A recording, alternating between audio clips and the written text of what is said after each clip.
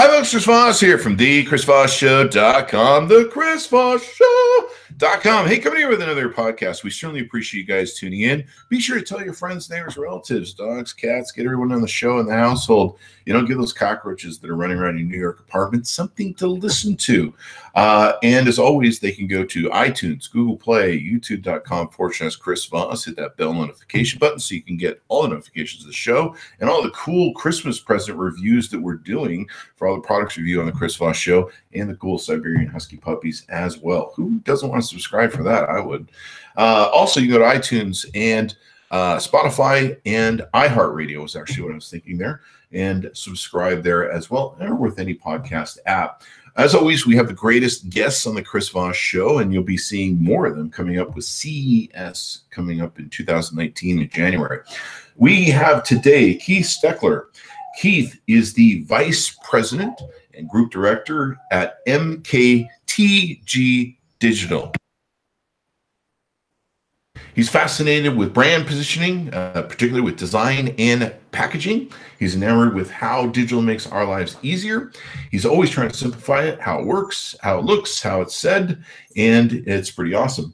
He's with MKTG Digital, which includes web and app development, social and digital strategy, content development, and video production, influencer marketing, talent relationships, social listening, insights. Holy crap, this gentleman does it all and is responsible for their staff of 14 people. Welcome to the show, Keith. Holy crap, man, you do it all on social there. That's quite a mouthful, Chris. Hey, good to talk to you. Good to talk to you again on this Sunday morning. So you you've worked at MKTG Digital for quite some time. Prior to that, you did Pfizer, Novartis, Takeda. Wow, you've worked at a lot of brand name places, Procter & Gamble, Post New York. You've got a great resume here that you took and sent me on your bio. So how long have you been in social now? I've been in social, 7 years? Mm-hmm. Pretty much when Facebook and digital was really ramping up and you started to see, web development really move into social. So I'd probably say about 7 years now. Yeah, it's been an interesting ride. I got started on Twitter. I think it was 2008. Yeah, when I got started on Twitter, and it was crazy back then. It was just the Wild West. No one knew what this new social thing was, and everyone was like, "What's going on?" Even I was like, "What the hell's Twitter?" And I did the classic thing in 2008. I joined Twitter, and then I was like, "This is stupid. No one's talking back to me." And then I left for 3 months, and the classic, everyone comes back after a few months and goes, "Well, let's try this stupid thing again." Right.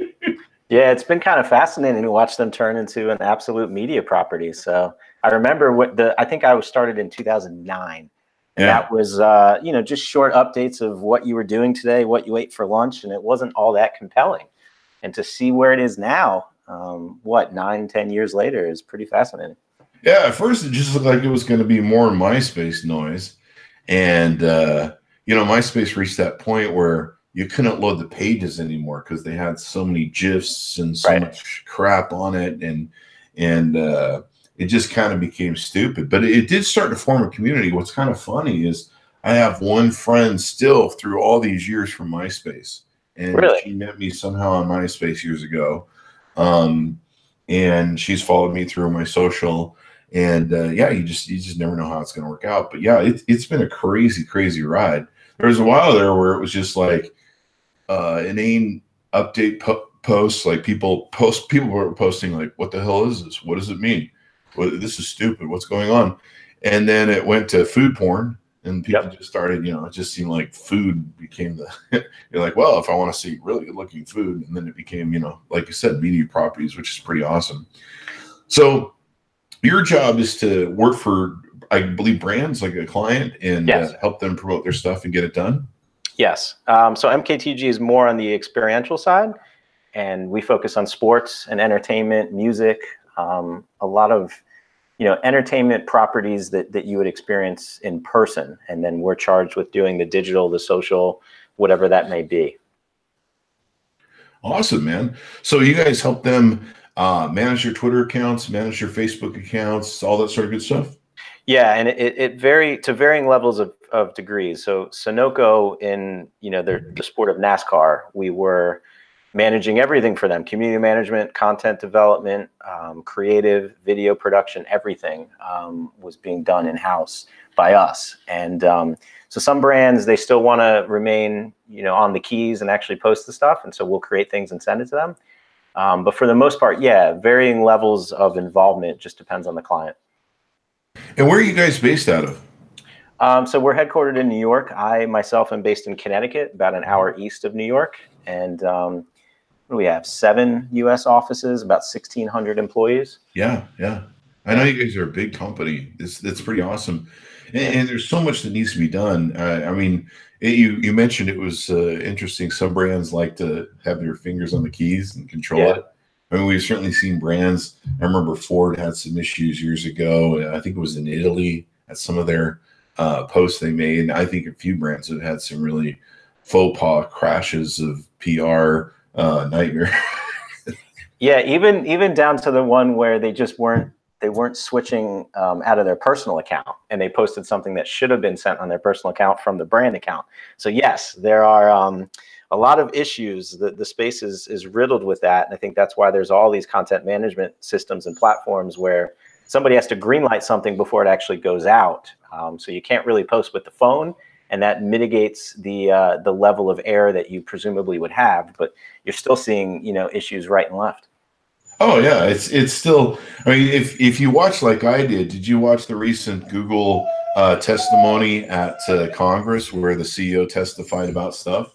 I did. I caught the highlights. I didn't watch it in real time, but yeah, I caught the highlights. Pretty fascinating to watch guys in that level of power, unknown how social really works. And these are the guys making the rules and laws for our internet and our social.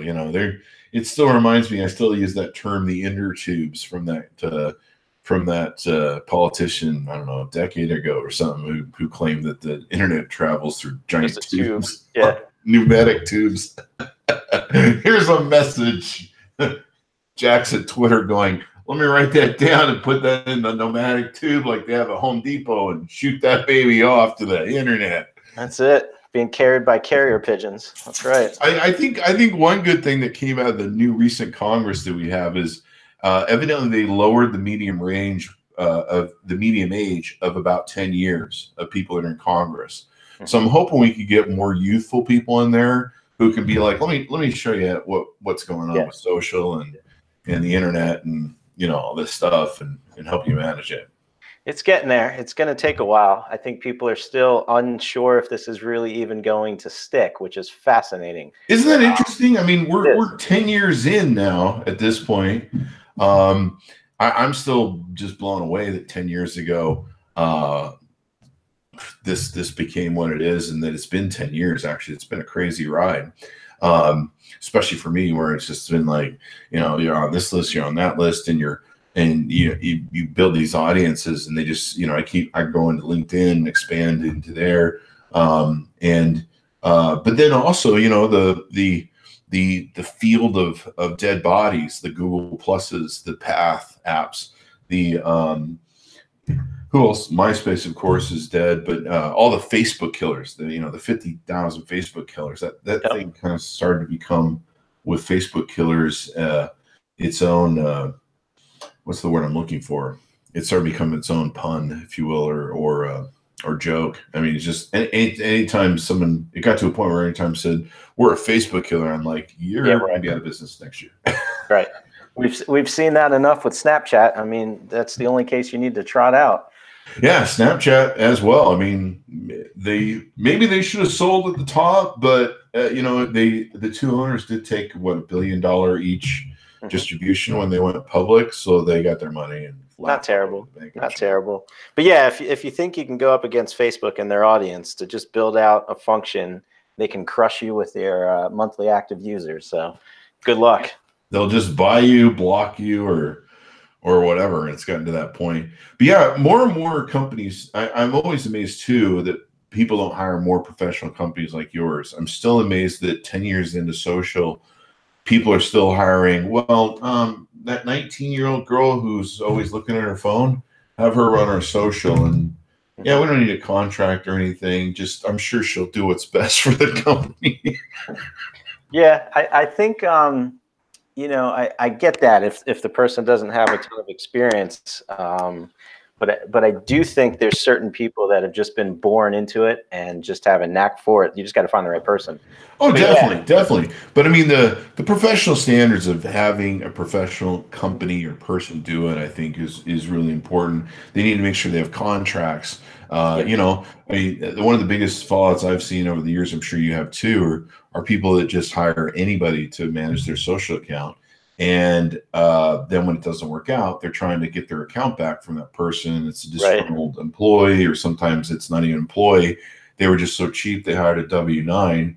And then the W-9's like, I don't owe you anything. I built this Twitter account and it's mine now. And then you got to go to court, and, you know, just the whole menagerie of the laissez-faire that some companies take with their social is kind of appalling. And they're just asking for trouble when it comes down to it, especially in a really hyper PR world that we live in, where, you know, you can post something and you think it's funny and cute, and you go to bed, you wake up in the morning, and the whole world hates you. That's right. Yeah, I still, for some reason, you know, yeah, we're 10 years in digital and social, for whatever reason, is still at the end of the marketing plan, the end of the budget. So whatever, you know, $5-6 we have left, that will go to social. And I think we're still trying. It's always like, yeah, whatever. Give us some change on the table, honey. That's it. So until we can kind of turn that tide and start to lead with digital and social, and some brands and some agencies no doubt get it, but we're still in that infancy in some ways, and which is, again, to your point, 10 years in, sort of baffles me. Yeah. And looking for professionality is really important too. I mean, nothing against 19-year-old people who, like you say, they are growing up and they do know the marketplace. And they live with it. So what better to put it them? You know, they know the filters like the back of their hand. But definitely putting more money into it, putting a professional setup in it, putting into like what you talk about, where, you know, posts are checked, cleared, and you just don't have somebody just running amok. I still find brands, you know, smaller, medium to smaller ones, still just kind of half-assing it, if you will. I've had sponsors that I've just been shocked when they've tried to either manage a promotion or something that we're doing for them. And I remember one brand said to me, they go, Chris, we really appreciate what you're doing with us at the show, but we're more of a quiet brand. Which means like, what? Quiet brand? What does that mean? Yeah. Quiet brand? What, like, you're just going to sit in the corner and hope somebody likes you on Twitter or something? How does that work? I guess you are a personality, and they didn't know how that was going to mesh. Who knows? Well, you know, it's not that hard to read my Twitter, but, you know, I just say to them, I say, look, you know, there's a reason I have the accolades that I have. Well, I'll show you the magic, show you the traffic, and then you decide if, you know, whatever. And they're usually pretty good at that point. They go, okay, let the magic man have his little fun. There you go. But so tell us more about your company, what you guys work for. What are some of the stories or great things that you've seen as success cases come out of the work you've done? Yeah, so I think working in sports and entertainment, we really got our start in sports sponsorship. So we're the agency that negotiated FedEx and FedEx Field and a number of others that, you know, you just sort of think are commonplace. And some people may wonder how that ever happened. And so for us, we know the contracts really well. We know we have access to their athletes or their sponsored athletes. And so if it's somebody in the sport of NASCAR, you may have access to one driver, a team of drivers, or all of the drivers. And so as a brand who's spending sponsorship dollars, we try to move them into the area of creating compelling content. So instead of taking your 10 minutes with driver whoever of NASCAR and you want to have them sign autographs, we want to create content with them, take stills, take video, and put that out on social. And an 8-hour shoot for us, we could get content for the entire year. And so that's really what we move to, is predominantly what we work on is social and video content. And that's really coming out of, you know, one photo shoot with an athlete or whoever it might be. And it sustains us for a good number of months, if not the whole year. Yeah, I mean, it's definitely a thing where you've got to say, what are we putting out tomorrow? Social is kind of like that song, What Have You Done For Me Lately? because you've got to engage your audience. You've got to keep them engaged. You've got to keep them listening. I mean, even I know in podcasts, we take the small breaks. We'll see the downloads drop off, and of course, listening drop off. And then when you try and re-engage it, sometimes it won't come back right away as strong as it did. And you're like, that's because they've got the habit of listening to somebody else. Because if the one thing that I've learned with social and just people looking for leadership or people looking for whatever sort of content they're looking for to entertain them, because most people are looking to be entertained in this world. They're looking to get through the dreary doldrums of, life's nature of what's the subject matter here, always death and taxes. So they're looking for either some sort of improvement in lives, education. Sometimes they're just looking to pass the time. I'm really bad at that sometimes where I work or where I when I'm playing video games or something, I'll have the news playing in the background or some sort of educational video or something like that. So a lot of people are just looking for entertainment. They're looking for stories. They're looking for life lessons. And they're always looking to fill that void. And so they're going to find something to fill that void. And if you're putting out content but not putting out often enough, then they're not going to they're going to go find someone who does, and someone who puts out more interesting stuff than you. So it's a competition constantly for who can be the most interesting. Yeah, it's a lot of brands think they know who their competitive set is, and honestly, your competitors are the internet. And so, just exactly what you just said, there is so much that people can be consuming their time with. You're fighting for attention these days, and if the content's not thumb stopping or scroll stopping, you're not making an impact. And you probably agree with me here. You've got to be on all platforms. I mean, do you feel the same way I do when I work with my clients? I'm like, you've got to be on all major platforms. You got to be on Instagram. You got to be on Facebook. You got to be on Twitter. I'm losing my brain in the old age. LinkedIn is one that a lot of people really ignore and is doing some really cool things, and everything else.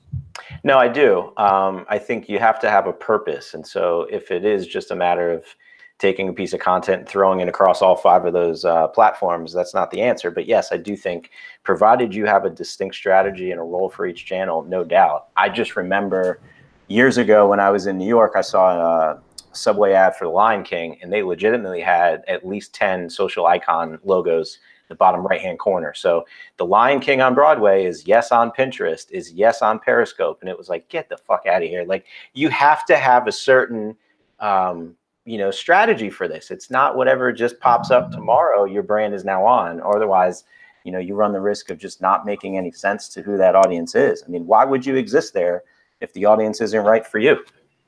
And you have these segments of where people like to go for their information. Kind of like the problem they have in politics, where certain people like to go to certain news areas for their political slants.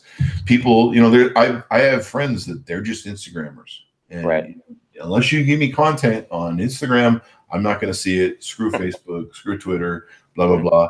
I know people that are hardcore LinkedIn. In fact, they're very professional business people. I have a big group over there. It's like 135,000 I built on a group on LinkedIn.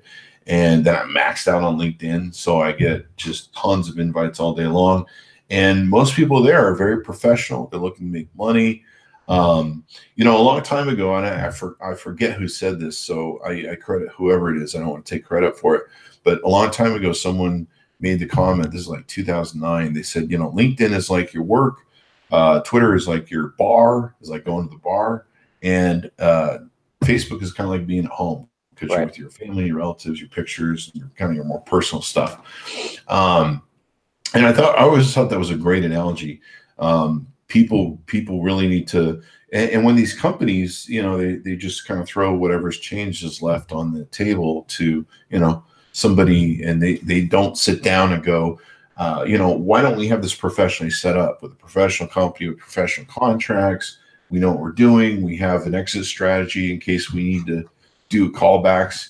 I've had clients that sometimes have tested me and gone, "Hey, Chris, if we were to cancel services with you, is it okay if we get our email passwords or our passwords back and everything?" I'm like, "Yeah, sure," because I don't, we don't want to hostage your accounts or something. Jack them. Yep. I read about that all the time.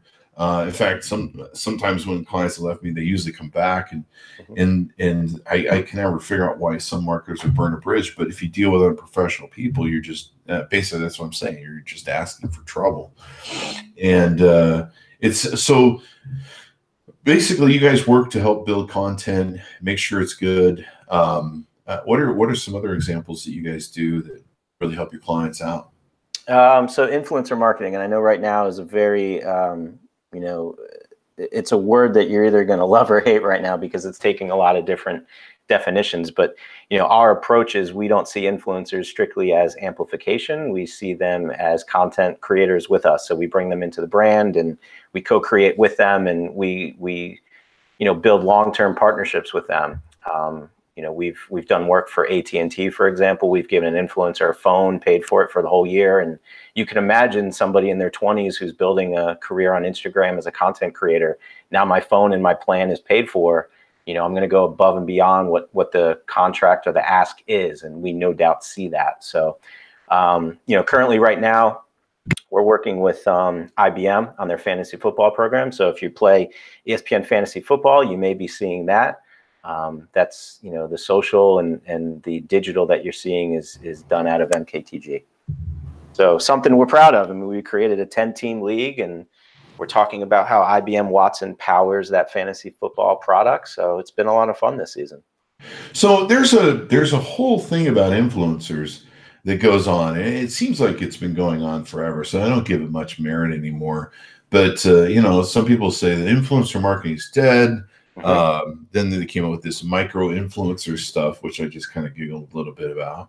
Yep. And certainly when I work with people and companies, they're getting access to my curated audience, and that's basically what they're selling and engaging with. But you bring up AT&T. AT&T as a great example. There's an AT&T Note 8. I think we're waiting for the Note 9 to get delivered. It's been pretty tight on the availability. There's an S9 around here somewhere from AT&T. But I've been working with AT&T as an influencer since 2011, I think it was. And it's been a great experience with them. And originally we were doing phone reviews with Sprint, Verizon, and putting those on our channels. Sprint, Verizon, Virgin, Mobile, I mean, you name it. We were doing business with everybody back then. And then, like you say, AT&T developed a relationship with me. And it's been incredibly profitable for them. Some of my top videos on there, some of the top brands that I've worked with on the YouTube channel. But yeah, I have an influencer phone. It's gotten to the point where people that know me in the marketplace and that are in my audience ask me all the time, what brands I recommend. They come to me and quietly pull me aside and go, we know that you reviewed, 3,000 products, but which Bluetooth headphones do you like? And I'm like, I like these. And I do give my honest opinion. And as people have seen, I've failed enough products and been wickedly mean to products that suck to a point that people are like, yeah, I think Chris is giving us the honest truth. That's right. That's right. There's a few brands that hate me, including Apple. So, but that's okay. Whatever. I speak my mind, and I think, fortunately, for some of the things that I've reviewed or some of the brands that I haven't liked, usually I don't like them because they are consistently not good. But yeah, influence marketing is huge, and I've got people that are friends of mine writing books on influencer marketing.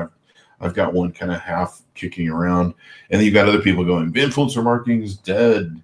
And it's always funny too. It's usually the people who are saying influencing marketing is dead, and it doesn't matter how many followers or how big your audience is. And I usually find that's the baby cry of the people who just don't have an audience and they haven't done the work to build it, so they're angry at everybody else who put the work in. Yeah, I think their hope is, all the people like you have spent time amassing a following. It's not going to be worth much coming soon, but I just don't see those days. And the other thing is, people don't realize too, this goes back to what we were talking about earlier, it's a constant war of attrition. I mean, I have people that follow me daily. I have people that follow me daily. There's brands just can't go on and post on social media and go, well, we made a post last week. I think we're done here for the year. That's right. Everyone just go look at that post, I'm sure. They don't realize I think I saw something on someone's website. I don't know how accurate the data is, but I was looking at somebody's website yesterday. And I think they said the life view life of a tweet is about 5 minutes or something like that. I don't know if it's true. I'm just going off the PR that's on their website. Twitter, the average lifespan of a social media post is 18 minutes on Twitter, 5 hours on Facebook, 21 hours on LinkedIn, and 24 hours on LinkedIn, 21 hours on Instagram. So, and you constantly have to be re-engaging your new people. You got to be selling them on why do you want to listen to me? And then, of course, you're losing your old people. Maybe they come back, maybe they don't. You know, I've gone through a huge transition with my follower base, where my follower base, you know, they listen to me. I'm the social media blah blah blah of the week, and then next week they're probably off to you. And you know, and there's kind of this consumption of this crazy sort of 1 week stand or whatever you want to call it. Yeah. And brands have to constantly think about that, and then they have to constantly re-engage their new audience and get them onboarded, and you know, hopefully make content that seems interesting, that they don't go right back out the door again.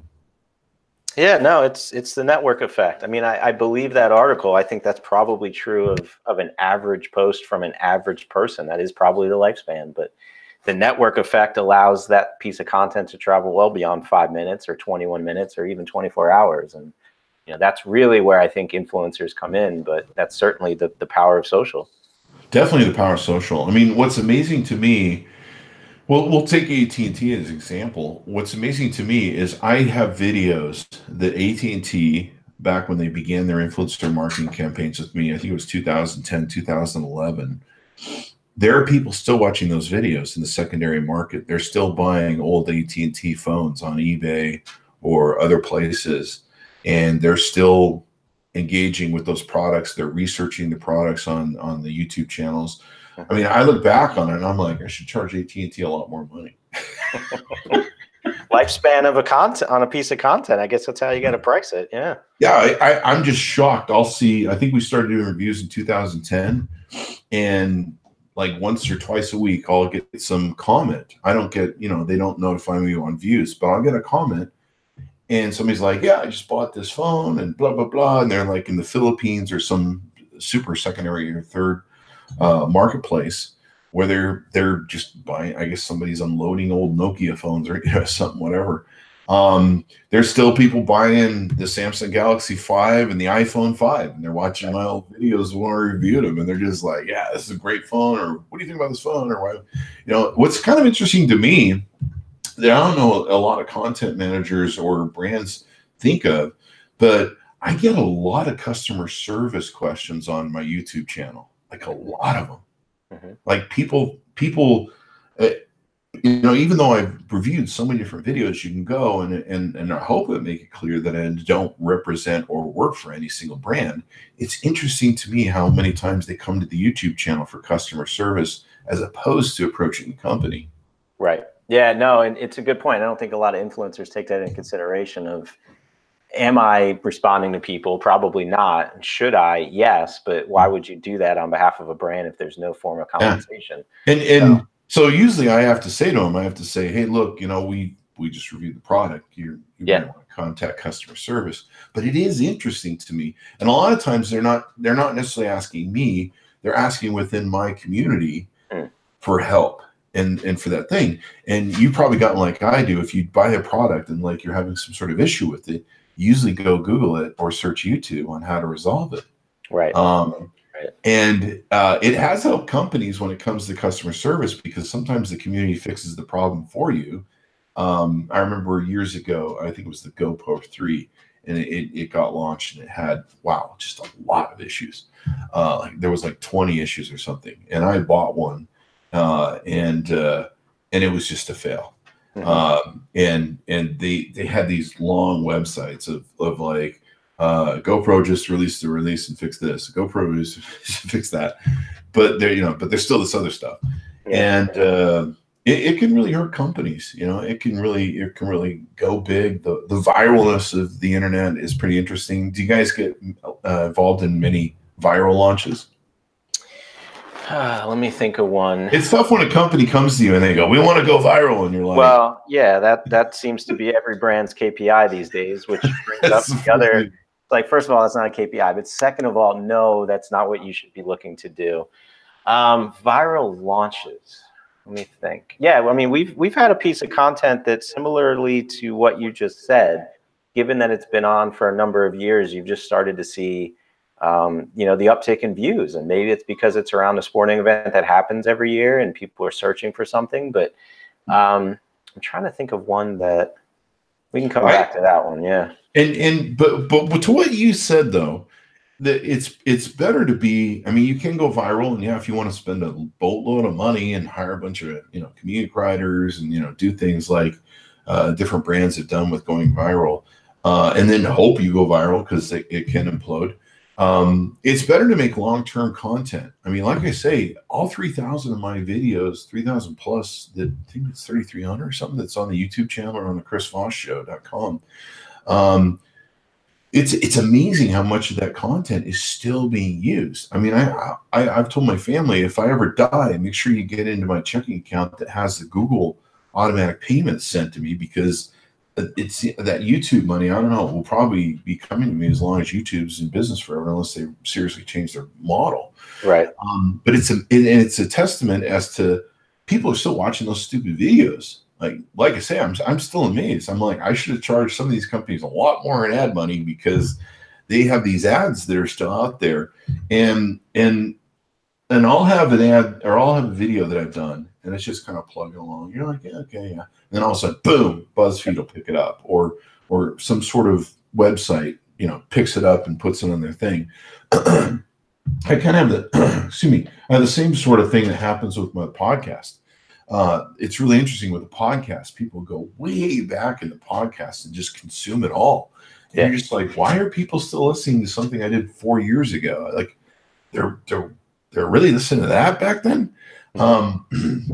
That's how people want to consume content. It's that Netflix effect. When they want it, it's like a bag of potato chips when you're starving or hungover or high, and you're just like, one's not going to do it.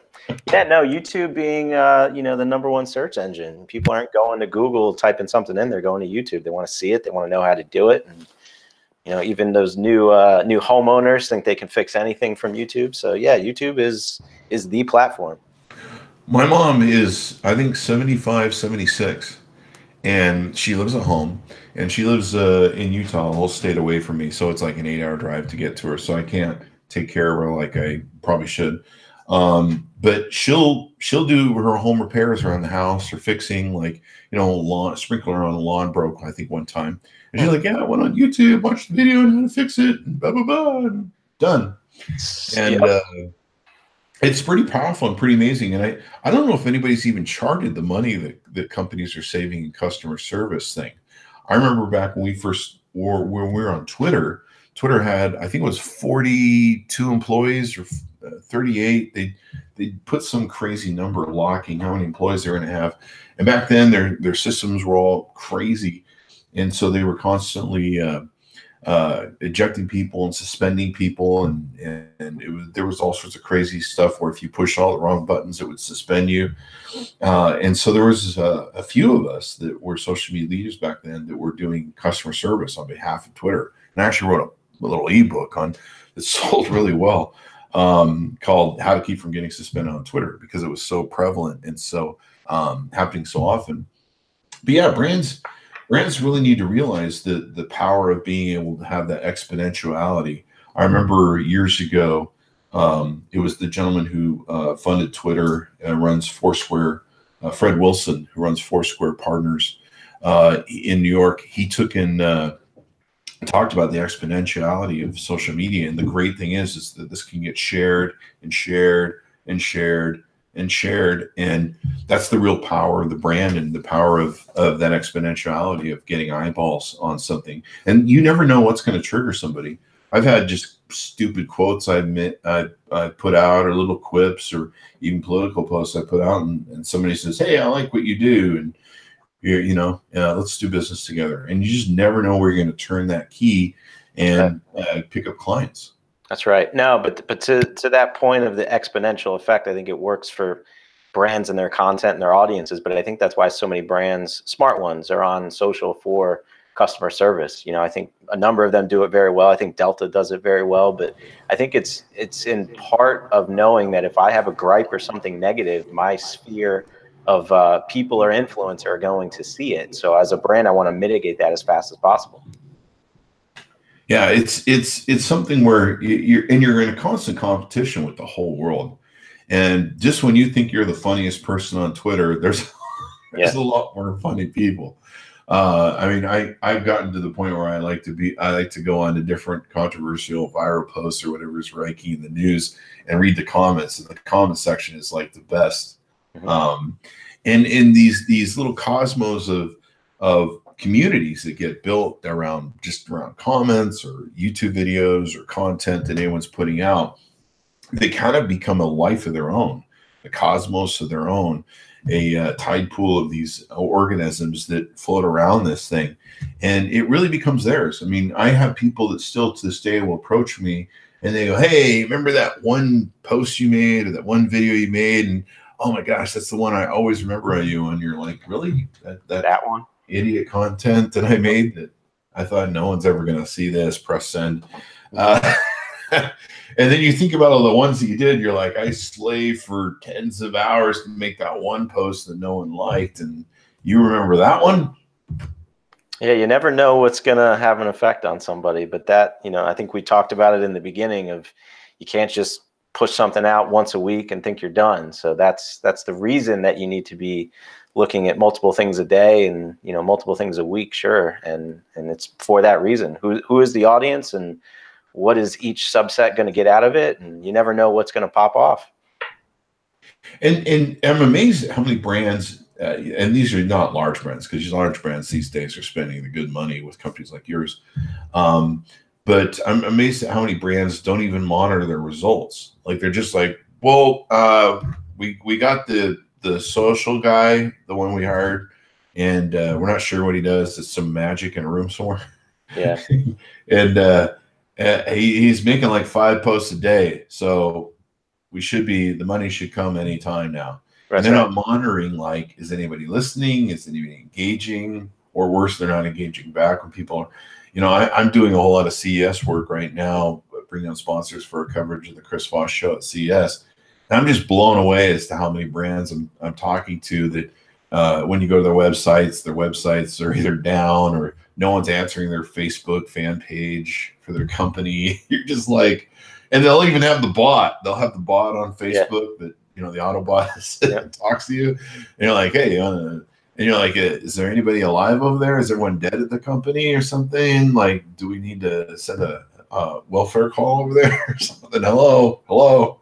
Yeah, there's a lot of set it and forget it mentality in digital and especially social.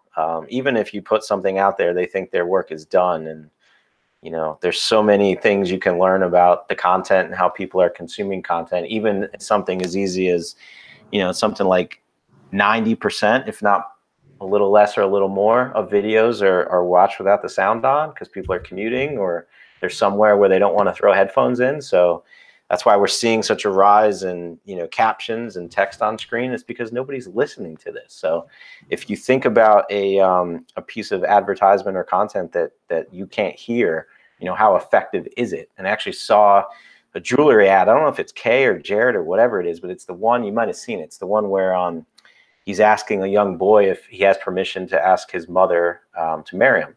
But if you watch that ad with the sound off, it's a guy proposing to a little boy. So that's why this is very important that you hear what's going on in the ad. That's very true. I never thought about that. I remember there used to be someone wrote a review of David Letterman one time, and they said if you watch David Letterman, he's funny, but if you listen to him, you go, "What the hell's going on?" Yep. Totally you've got to see those facial expressions and some of that in the comedic delivery to really get where he's going with it. That's one challenge I have. I'll have people say I'll be like, yo, you know, we changed some things in the videos on YouTube. What do you guys think? And they're like, Chris, we don't watch you. I mean, seriously, look at this mug. No one watches this face.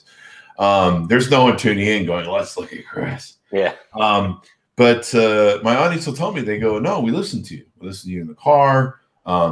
We wander around the house, play your videos, and do chores. And I'm like, you're washing the dishes while you're listening to me? It seems rude, but however you want to consume me. And so that's what people do. And I'm like, you don't even watch the product videos? No, we'll listen to them. And then if, we need to see the product, we'll look at it. And there's the product there. But, we're more interested in hearing about the product and what your opinion is of it than actually looking at you. Now, I'm sure that if I was a pretty young girl and everything else, I might get a few more views where people are like, we want to see Chris on screen. But, yeah, you might. No, the power of the voice and the rise of podcasting. I mean, people don't need to see it. I think it's more of it's easier to multitask. Yeah. You can just hear something and do whatever else you got to do. I mean, I do the same thing. Like I said, a game, I'll play the news in the background on the TV behind the monitor. I actually have a monitor and a TV behind it. Nice. So that I can, we've got so addicted to multitasking that we're just consuming just all this stuff. And brands that work with companies like yourself have to ask themselves, how do we cut through all the noise? How do we cut through all the competition that is out there? There's always somebody trying to be funnier, and it's the internet and the world, and you're competing with them. I mean, right. Every time I think, I'm like, I can't want something really funny, a spin on this story or whatever. And then you go on the internet and you'll see the first 5 comments, and you're like, oh, wow, they beat me. That's funnier. Mm-hmm. And, that's right. Then you've got, the daily things people are going after, like Monday motivation, Fall Friday, used to be big. And then, it seems like there's a different day of the week every now and then where you got to hit certain targets, the trend on Twitter or whatever. And you got to know what's trending on the different things. And certainly Facebook has changed over the years. That's been an interesting thing to try and figure out what Facebook is doing. I told all of my clients, brands, and friends years ago, I'm like, Facebook will eventually charge for access to that. They're like, no, it's awesome. They're just gonna, you're just gonna build our fan page. I'm like, no, they're gonna charge you someday. They're gonna wait until everybody gets in the prison, then they're gonna lock it down. And sure enough, they did. And now brands are having to deal with these walled off content garden issues and pay for play sort of thing where you've got to pay to advertise. And I think that's appropriate. I mean, it is an advertising forum. It is a place for ads. I mean, you can't certainly work for free and give away a free product without, charging somebody for something. Yeah, no, that's right. I think so many people forget that they are the product on these platforms. They have so many gripes about them. And it's like, do you pay to access this stuff? And the answer is no. And you're giving your data. That's your pay. That's your entrance. I'm just waiting for Zuckerberg to send me my first check. It's been 10 years. It should be coming any moment now. I would think so. Yeah, I would think so. Probably must be using the postal service. It takes a couple. Don't get me started on the postal service. Yeah, we don't have a few really good people work at the postal service, though. It's a select few. Yeah, I have a really good postal gal right now, but at my prior house, it was a nightmare. Ugh, something else. Yeah. So what are some other things people need to know about your guys' brand, what your guys' company does, what you do? Mm-hmm. I think we are looking into, what's current right now. I think everybody's now it's on to the what's my VR idea, and there may not be a VR idea, but I think in sports and entertainment, there probably is a VR or an AR idea. So, we're doing more with that, and I think we're trying to figure out how a live experience can be amplified, or how if you can't make it to a live experience, how do you feel as if you are, just as intimately there as any guest sitting in the front row. So it's been a lot of fun. The last 3 years, I've only been with MKTG about 3 years. Was in pharma advertising before that because I thought it might equate to me feeling better about myself, and it did not.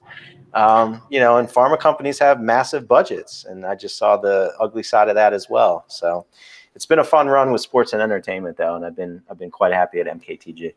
And people love that sort of stuff. I mean, people are loyal to their fan brands. I mean, I've been a Raider fan all these years, in spite of how many times that we just have losing seasons. Yeah. I just have to remove all the knives and sharp objects from the house every Sunday if I watch a game.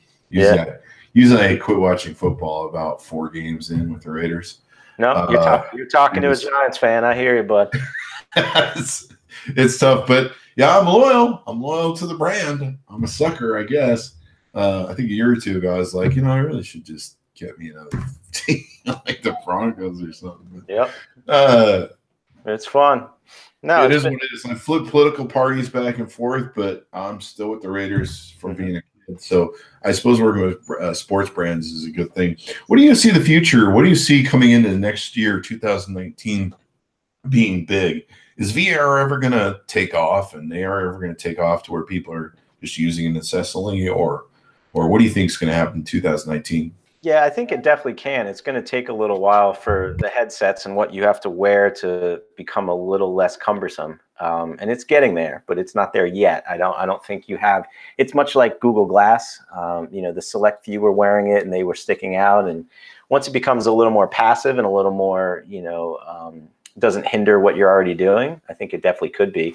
I think as you're seeing, everything right now is centralized around chat. Even Instagram right now, now you can send somebody a voice memo or voicemail, if you will. So I think as every social network becomes successful, they inevitably, cram a chat function in there. So I think all the networks are really, or all the platforms, if you will, are really starting to look much like each other. So it's, trying to figure out what the point of difference is. And I think, chat's going to be big, but I also think it's going to be taking your sphere of friends or the people you've amassed along the way, and then figuring out how best to communicate them and where best. I don't know if it's an arms race to continue to, gain more followers. It's kind of putting out the best content you have with those that you do and on the platform that you found the best success. It definitely is. LinkedIn seems to be making a lot of progress to becoming a more social network, and they've added where you can now post videos. You can do more engaging stuff. There was a brand you referenced earlier, which reminded me of something. Google Glass. I remember Google Glass, and I actually still miss Google Glass. I wish they would kept that thing going and made some iterations. I didn't like wearing glasses. I don't like wearing glasses. I don't think most people do. That's why we have contacts. My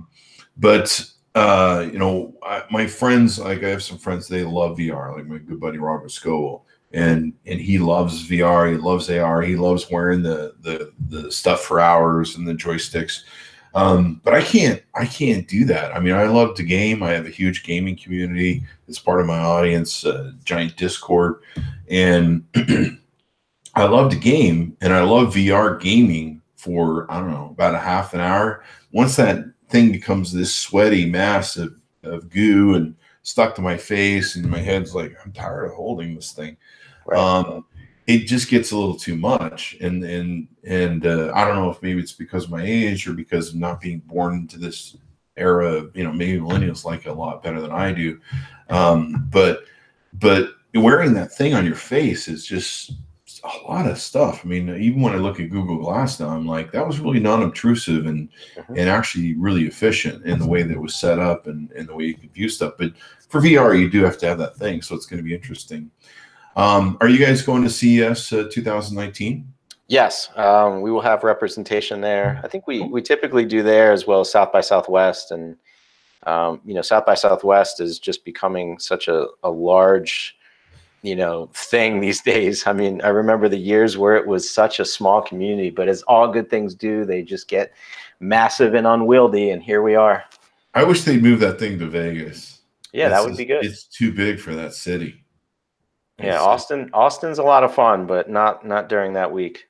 Yeah, not during that week. I would not want to, like, if I lived in Austin, I'd just like go leave. On vacation that week. Yeah, leave. But it's South by Southwest. I love South by Southwest. It's a lot of craziness. It's a lot of work to fly in there and do stuff and promote brands.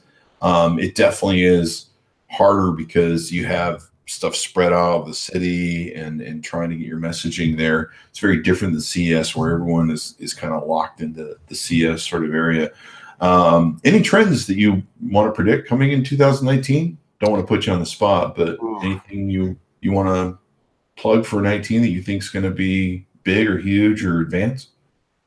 I think it's interesting. The VR, I think, could be a lot of fun just for certain things. I like it in sports. I like the ability to watch a game and be courtside, and a lot of people will never sit courtside due to the price in their lifetime. And so I think that could be, rather compelling. So with certain things like concerts and all that, but there's so much I see at CES, robotics and all this stuff, and it would be great, but we're years down the line from that. So all these things are great in theory, and it's all now about, okay, how do we put them into practice? Yeah, in fact, plug for CES, I think next week on the 19th, we have Robert Shapiro, the CEO of CTA and CES, who will be on the Chris Voss Show Podcast. Nice get there. There you go. So we're going to have him on to talk about CES 2019. It's always a struggle to get him early. I'm friends with him on Facebook, and he's a really great guy. Really brilliant guy. But so we're going to have him on to talk about what's going on at CES. But yeah, you're right. A lot of stuff at CES is kind of 2 or 3 years in the future. I mean, even when I look at products at CES, I'm like, when are you going to send that to review? They're like, I don't know, September, December. Yeah. So that'll be the next CES. Yeah, at the earliest, September, December of that year. Yeah, it's hard. It's cool. Like, I'll just see it at the next CES. How about that? That's right. Well, if it's out. No, it's cool as a playground and an inspiration, and it's all of those things. It's great for, but practicality it has never been. Yeah, it's an interesting show. I love going to it. It's just like a giant toy store, and seeing all the toys, seeing all the innovations. Sometimes seeing the board ones. I've gotten good enough, and I've gone for so many years now where I know which booths just to walk by. Like, nothing new to see here. I don't, whatever you've got, what everyone else has got. I'm looking for something kind of interesting that's going to stick out that our audience is going to go, wow, that's really cool. Instead of like, visit the iPhone case booth. Here's that. Not to knock people in their iPhone case booth. This is CES. No. You may want to talk to them soon. You don't want to knock any. You may want to advertise on the Chris Voss Show Podcast, because we'll be doing the podcast at the show. Yeah. Last year I saw that robot that folds and sorts your laundry, and it's like, man, that would be great. But like, when's that coming? It's and how much does it cost? Like, do I got a mortgage? Do I got to sell one of the kids' kidneys to buy that thing? I mean, technically, the reason I had kids is to have them fold the laundry. I mean, I'm still looking. I'm looking at adopting at my age several small children. I need one that can game very well in the game Destiny from Bungie, because I need them to work my characters every week. I need one to do laundry. If I had another child, I would send it to that Cordon Bleu School of Cooking. You know what I mean? And like 6 years old, it'd be like military school. I just ship the kid off to a cooking school so he can come back in a couple of years and be like, hey, 8-year-old. Make daddy some creme brulee or some kind of crap like that. There you go. And that will be their job. And I just give them a little bed in the kitchen right by the sink, so they can, they know their place in the ecosphere of the environment and their value of worth of delivery to daddy. Jeez. And then I send another one to massage schools, so I can get my back massage, my feet massage. Somehow, this is probably the reason I'm not a dad, is because I know that none of that's ever going to work out. Tough household over there. I hear you. You might want to. They're just. My dogs are the same way. I'm always like petting them, rubbing their back, and I'm like, when does Dad get? Can you rub Dad's back? I'm always rubbing your back and giving you treats. Why don't you go get me like a treat or something? Like, run to the store and get a beer or something. Dogs have it figured out. They certainly do. Yeah, I have huskies too. They just kind of look at you and go, "That's nice. We'll get back to you on that. Yeah, we're gonna do something else."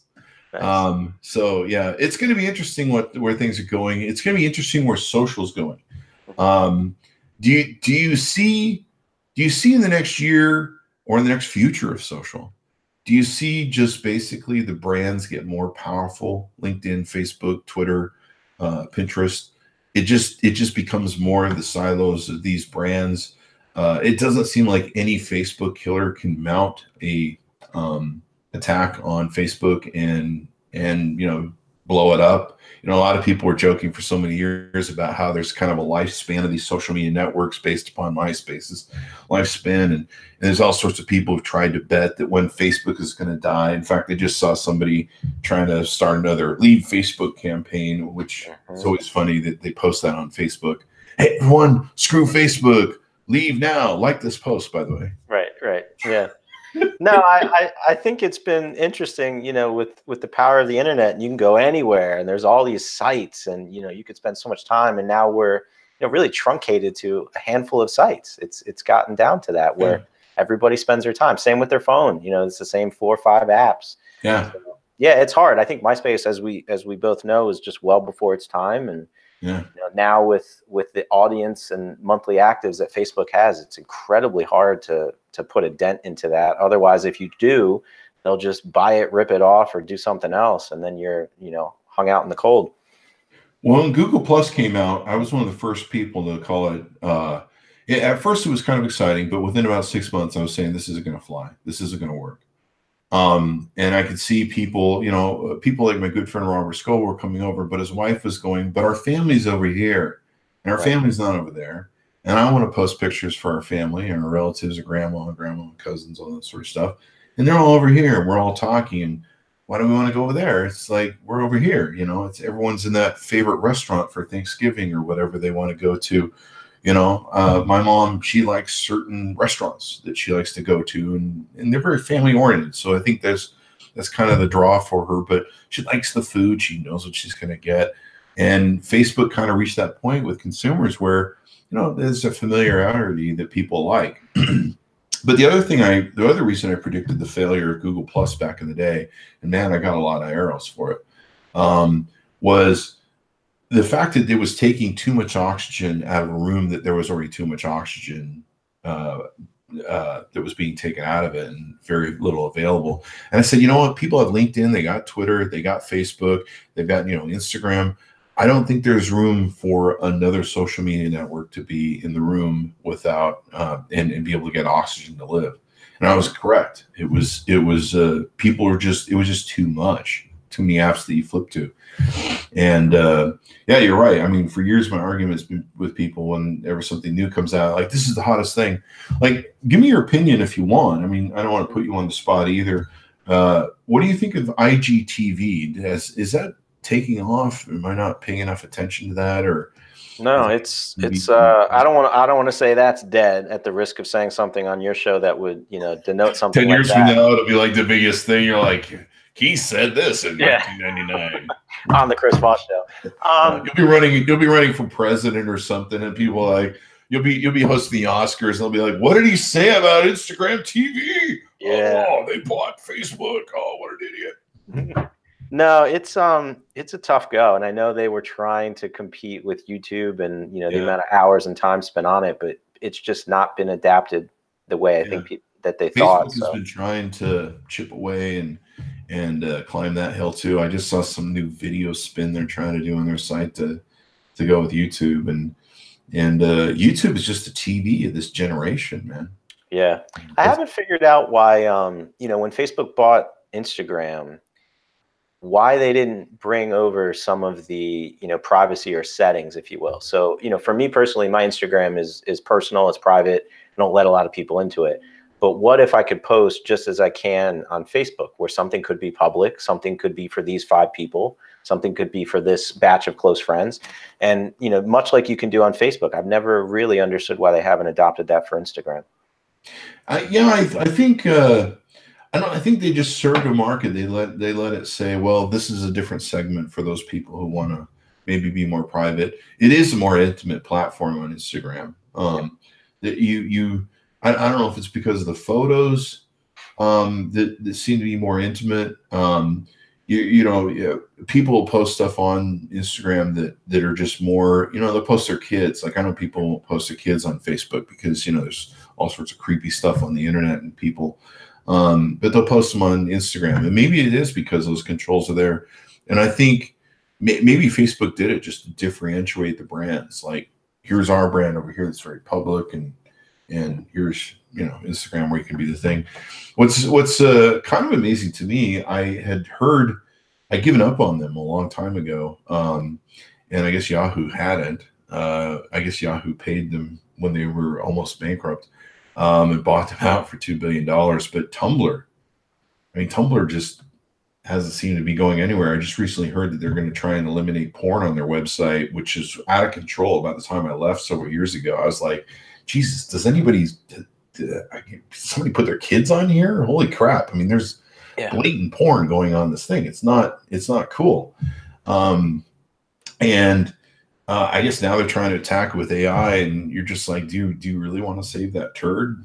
I mean, no, that one's done too, and it has been done for a while. Unfortunately, it was once Yahoo got their teeth into it. Forget about it. But yeah, it's not been a viable platform for a very long time. I mean, we saw the downturn of Reddit, and now that's back up. So it's feasible that it could take a upswing. I just don't see it happening.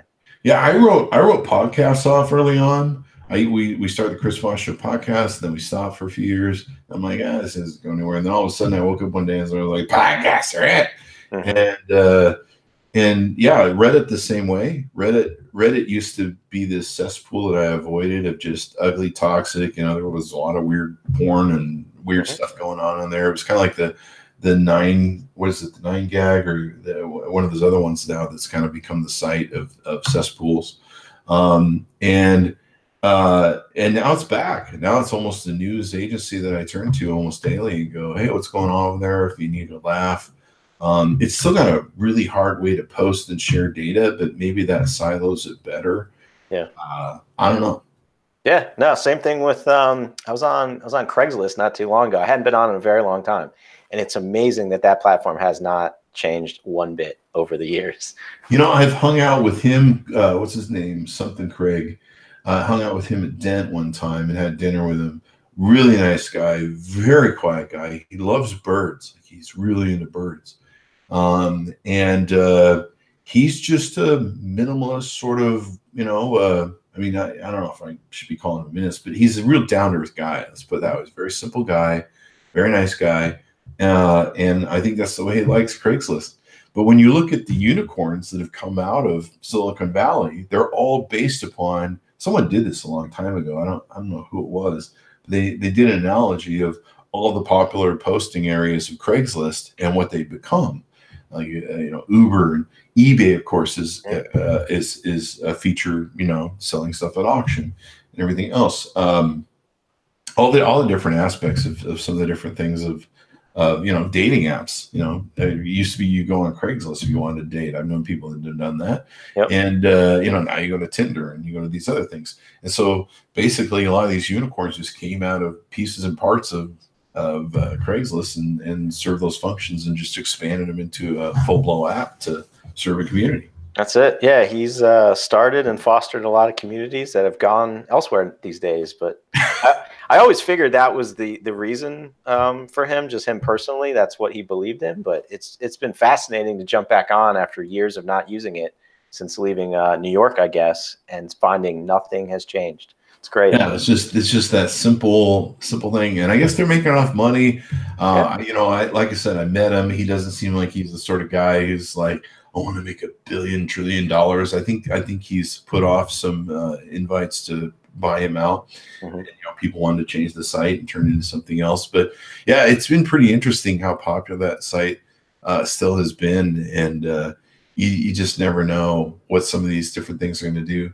It'll be interesting to see if Reddit, I know Reddit has cleaned itself up. I think some of the different things they put into place with their moderators where they kind of put the clamp down, I think a year or two ago, where they said, hey, look, some of the toxicity's got to come down.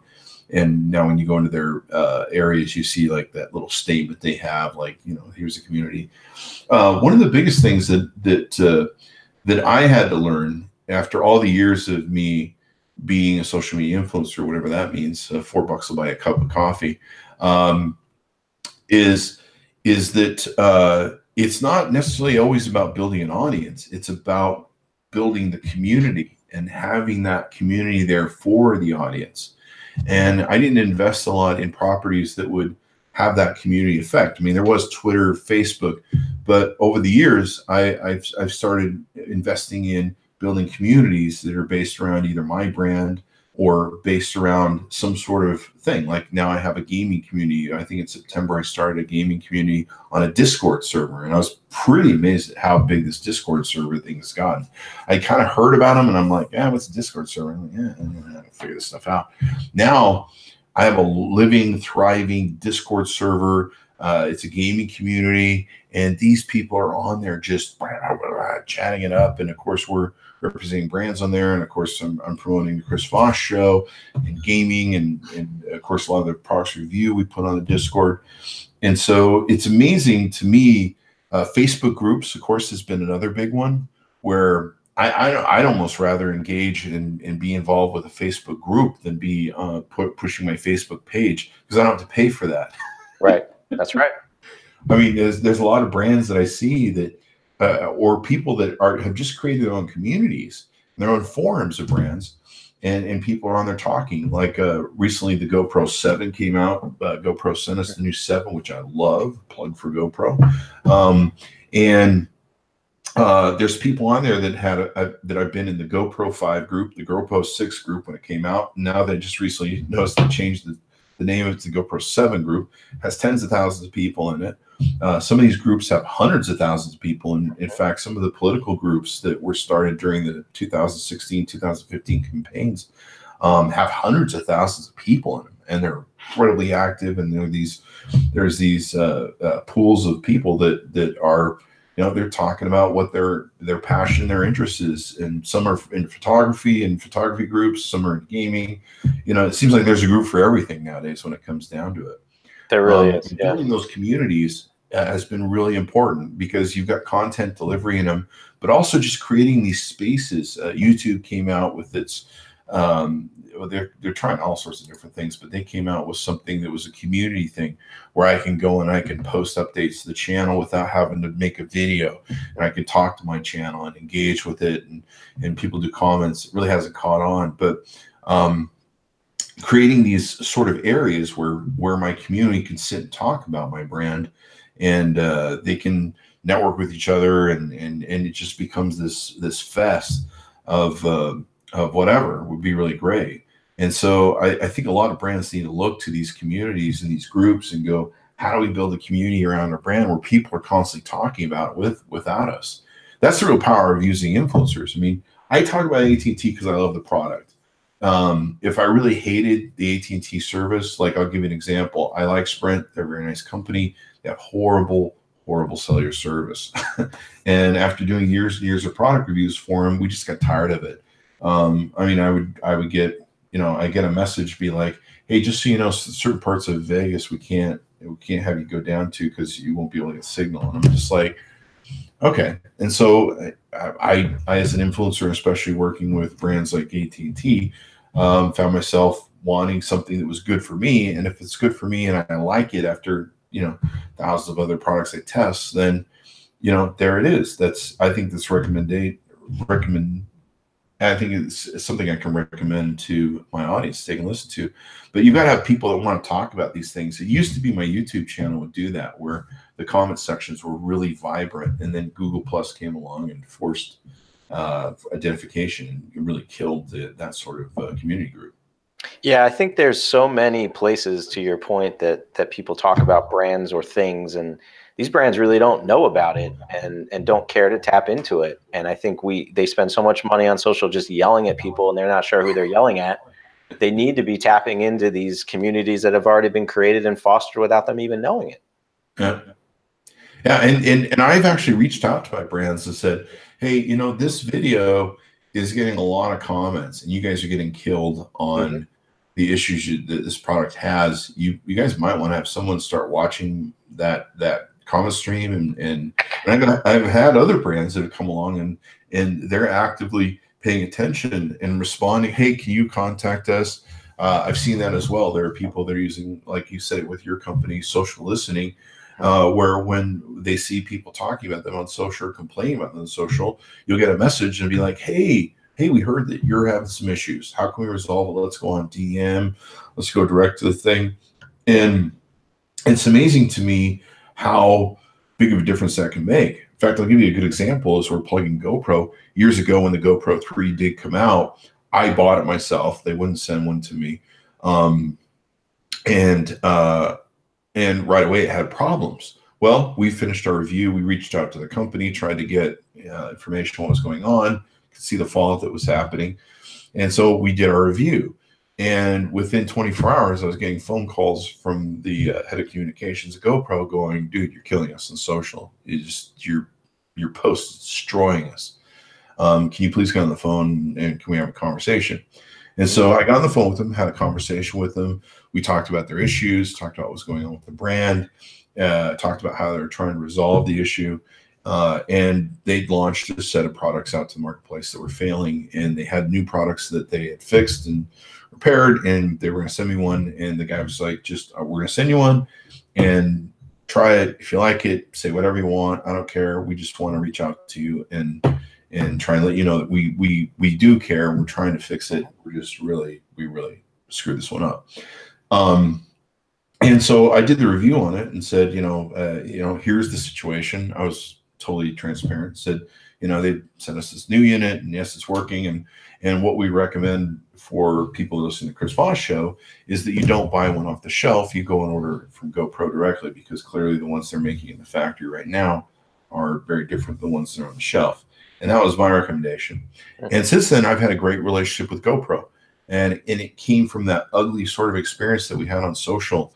And it just started out as an ugly post. It was a bad review that said, fail GoPro 3, and it just ballooned. And sometimes these brands don't realize is that by waiting, it just compounds. It gets worse and worse and more viral. And then you wake up one day and you're like, why is our brand on fire and the building is burning down on social? And, but out of it can come really great relationships. Like I'm sitting here plugging the GoPro 7. We'll actually be using this at CES. They send me a new one every year for CES coverage. And I love the product. It's a great product. In fact, I moved away from large DSLR Canons to move to GoPro because they're just easier to do, and the quality of video that I'm going to take and get are awesome. Not the quality of photos that I can get from, say, Canon or Nikon or other brands, but that's just an example of how some of these relationships can last for years, and if you can turn an impression around, you can save it. But if you don't, you're going to wake up one day and you've just got ugly posts on Google that somehow you got to bury. Yeah, it's fascinating to me that as a brand, you're going to launch a product and not just think, well, what if this goes sideways? What if this goes negative? We're not even, scouring the internet for people like you for this content that bubbles up. I think so many brands are just focused on, they get too close to it. They think, of course, this is going to be positive, and they expect nothing less than that. But it's fascinating to me that they're not proactively searching and doing some social listening and try to find people like yourself who are bubbling up to the top, who may not have a positive reaction. And even if you did, they should certainly congratulate and thank you for it. But they're so ill-equipped, which is still, as we were saying, 10 years in, it's a bit fascinating. It's harder to get listening tools nowadays too. I mean, I remember back in the day, it was really nice. You had Hootsuite, you had TweetDeck that wasn't owned by Twitter, and how and kind of this, everyone was trying to issue these different things. I remember Loic had CSMIC that he had where you could take and listen. There was a few other different services that were out there back in the day. And there's a lot now too as well that you can compete with and spend a lot of money with. Right. For listening. I remember years ago, AT&T, when I was working with them, they would bring about 20 different influencers or bloggers into the new phone launches. And then after a while, they just started pulling me in. I'm like, where's everybody else? And they go, we figured out we just need you. And I go, well, how did you figure that out? And they go, we pulled your Radiant 6 stuff, and you get better eyeballs and turns than the LA Times. And I was like, holy crap. So your price went up the next year, right? Your price went up the next year. That's how you did that one. Oh yeah, but that so did and AT&T was really smart. Their relationship with me broadened and has been great. When I lived in LA for several years, I'd be the iPhone launches inside the stores, playing with the iPhone at 5 a.m., filming and doing all the stuff and showing it to people through the windows in the line at the AT&T store. But it was a lot of fun. It was a great relationship, and brands, I don't think influencer marketing is dead. I think brands just need to figure out better targets as to who's going to talk about something.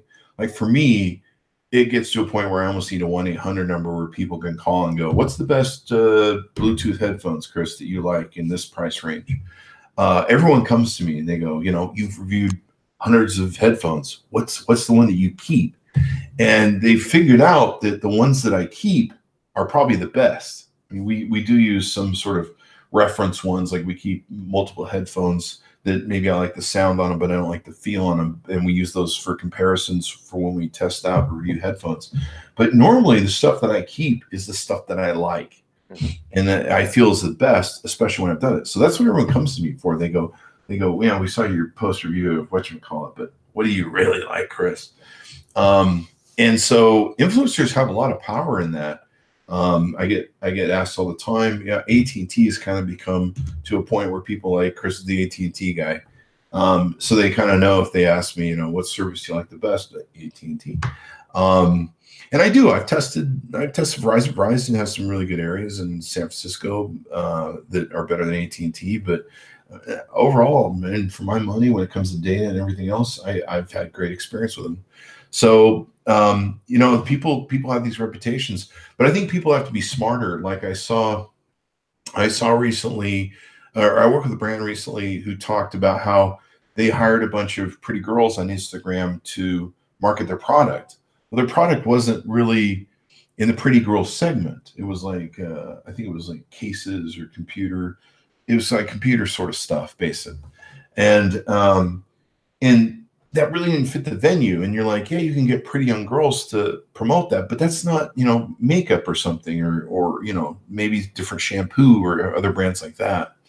One thing I'll put you on the spot here and get your opinion. You can, if you don't want to give it to me, you can avoid it. But what do you think about, recently we've been seeing this Instagram sort of pushback where sometimes these sponsored posts on Instagram, and they're sponsored, I should probably use in quotes, where they're hiring influencers, and they create this kind of utopic sort of post that has the product in there, but it's so unreal in its ad that it ends up getting mocked. I'll give you an example. There was a gal recently for, I think, a shampoo brand or some, maybe a skincare brand. I think it was a shampoo brand. And this very pretty, beautiful young girl on Instagram who does these posts, she made this post of, this is how I wake up in the morning, and it was this beautiful post of her hair done, her makeup on. She's sitting in her bed in kind of some pajamas, and she's got like a bowl of strawberries and blueberries on the bed, and she's eating cereal, and over on the counter is the shampoo. And like everyone's mocking it, going, no one puts their shampoo on the side of their desk. Right. On the side of their bed dresser. That's not something you do with your shampoo. Right. And then, just the whole fakeness of it. What do you think about those, if I can put you on the spot? Sure. I think there's a lot that's unfortunately not authentic on Instagram. And that's mainly just because people spend so much time getting that perfect shot. It's not of the moment. Yeah. It is not, without hours of editing and making sure we get the right pose and look. And the posts that you're talking about, I think, are brands who want to capitalize on a specific influencer, and they think they know the recipe, and that is not an authentic partnership or relationship. And obviously you're not going to get the most positive results from it. So you really have to pay attention to what's working for that influencer. And if a photo like that may not be the right place for you as a brand. You nailed it. Authenticity. That's a really big word. Being authentic, being real, being honest. I have product reviews that say this product fail, and I've got product reviews that I have torn the crap out of the company's product. Not torn the crap out of the company, because I'll do a review for you, just like we did with GoPro, where the next product you probably fix the technical issues. Usually when I'm most beastly to a product is when they either don't respond or don't care. I've had PR companies tell me that they know the product is broken, but they're going to sell it anyway because they can't afford to retool it and re-inventorize it and lose all the money. So they're just going to play the game to see if people return the product or not, which is, it's very few times that happens. But authenticity is a really big thing. I mean, I'm not a pretty face on social media. I mean, I think we can all agree to that. There might be some circles of, I don't know, that I might be pretty in, who knows. There's also weirdness on the internet, but that's right. We won't go there. But people have always loved me because of my authenticity or my attempts to be authenticity. I think it would be an unauthentic. I can't say that word. I think it would be unauthentic if I tried to if I said I was perfect at being authentic at all times. I think that would be my own BS. But the fact that people have seen me in the good, bad, and ugly, they've seen me fails products, they've seen me be ugly to products, they've seen me laud products and go, this is really the awesomest thing you can ever have in the world, and have other products that go, this is trash. Speaking my mind on social media, there's a lot of people that don't agree with either my politics that I've espoused, or sometimes my point of views on life that I've espoused. But a lot of people, and I'll even catch them in my social listening, I've actually had people that I've caught on Twitter going, I hate Chris Voss. He's stupid. He's arrogant. He blah, blah, blah, you know, pick your verb. You know, he's just an idiot. But I follow him because I want to see when the car crashes. Yeah. There's, I'm sure, no doubt, people that want to, you know, they want to know that moment that, I don't know, I get arrested or I go off the rails, drive off the cliff, you know, whatever. They still tune in because somehow I'm interesting. And I've actually found over the years, there are friends that disdain me and hate me, but they will stay my friends on Facebook and keep listening to my stuff because they're just like, this idiot, let's see what he does next. Yep. And you're just like, well, hate me or love me, as long as you listen and hit the like button. Yeah, well, it's entertainment, like we were talking about earlier. That's what somebody wants to sit down for an hour and spend time with you, and even if they don't like you, it's entertainment. I mean, I've actually had people that have said to me, on YouTube, it's pretty prevalent. It used to be worse before Google Plus kind of destroyed comments, but it used to be that people would come on and they would just say, you know, very ugly things about me, sometimes fat shaming because I'm a big guy. And I have a few videos where I've gone to places to eat and put on like a show, and it's kind of like, you know, towering burgers and stuff. So, you know, I've asked for it. I've tried to entertain people, but I've gotten some ugly comments. And at first it used to be hard to deal with. You're like, wow, okay. You know, I've had people tell me that I should end my life because my review video was not to their liking. And I'm like, the value of my life depends upon the quality of some, you know, earphones. Yeah. But what's interesting to me is I realized that I get paid for that.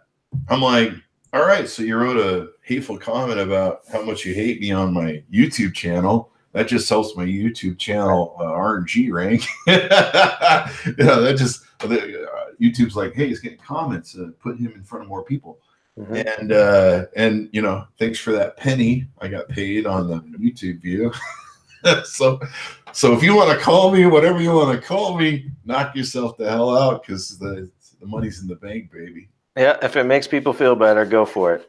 You should build a chat bot for your recommendations. That'll cut down on your personal time. I probably should. Yeah. I should probably just I've seen people do this with videos. I think the one guy who's like #1 on YouTube, I forget his name.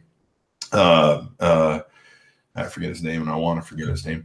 But he's done videos on to why so-and-so sucks. I probably should do a channel on why Chris Voss sucks, or I hate Chris Voss. Yes. And then I can just have a whole community of people who hate me.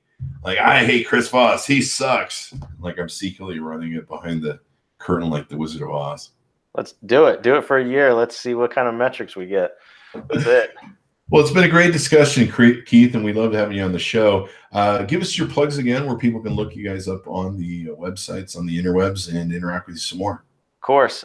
Twitter is the place I spend most of my time. I'm at Keith S. So that's KEITHS. And, you know, next year will be 14 years in the industry. And I guess some point of this past year, I really was trying to make a concerted effort to talk to schools and universities and really try to Skype into college classes and help shape the curriculum and the syllabus and give a little bit of the real of what's happening in the world and at agencies. So if you're hearing this and you are a professor or know someone who is, I would love to connect with them, because I'm finding such, you know, reward out of jumping into classrooms and really helping to shape some college students and their time at whatever school or university they're spending their time. So would love to talk to you. Awesome, Sauce. And man, you're getting right in that community of these people that were born with these phones in their hands, and you know, all they've ever known is Instagram. They're like, MySpace, what? Yeah. Yeah. and so they're real masters of the thing. I mean, I've had brands that I work with where the 19-year-old is yelling at me about the filters on Instagram, and I'm like lazy, and I'm like, yeah. And they're like, oh yeah, you know, they're the professional filter maker. You know, you got to do it this way, and they're almost like their own Ansel Adams of Instagram when it comes down to it. Yeah, they're good at it. I've just found conversely that, you know, none of them have placed a Twitter ad, and none of them even know how it works. And I tell them, look, these properties will take your money. So even if you wanted to spend $1 on an ad, go through the process and understand how it works, because to come to an agency or come to a brand and try to be a marketer and not have that experience, I just think is a miss. So I'm trying to help wherever I can. And I look forward to speaking to some new people and hopefully can continue the crusade. Sounds great. All right, folks. Well, we certainly appreciate you guys tuning in. As always, we have the best guests. Be sure to subscribe to the Chris Voss Show. Be sure to go to youtube.com/Chris Voss. Hit that bell notification button, because that will give you all the mobile notifications for everything we're doing. Geez, we're reviewing so many products right now. As I look to my left here, there's just a pile of products on the floor. We're so far behind trying to cram this stuff out for Christmas. We're starting to get all this new CES stuff. Like I got a chessboard, I think yesterday, that moves its own pieces. I don't know if you tell it or use an app. I haven't opened it yet, but evidently the pieces move themselves. Like you're just like pawn A to whatever, and it just like magic. So we're starting to see a lot of the pre-CES show stuff coming in. So be sure to subscribe to the YouTube channel so you can see all the reviews we're doing there. And of course, the podcast, the Siberian Huskies, and all the recommendations we're doing for Christmas as well. Tell your friends, neighbors, relatives for the show to go to iTunes, Google Play, Spotify, and iHeartRadio. Wow, you can listen on Spotify. So you can have Metallica, Chris Voss Show, Lawrence Welk, mix it all together, listen to Elton John, and all that good stuff. So anyway, we'll be excited to see you guys at CES. Thanks to Keith for coming on the show. Be sure to check out his website, his Twitter thing, and follow him. And of course, do some reach out to him if you want to learn more about the company he works for, or reach out on how to learn how to be better at social and maybe get some of the business side of it. Anyway, thanks for tuning in to my audience. Appreciate you guys. We'll see you guys next time.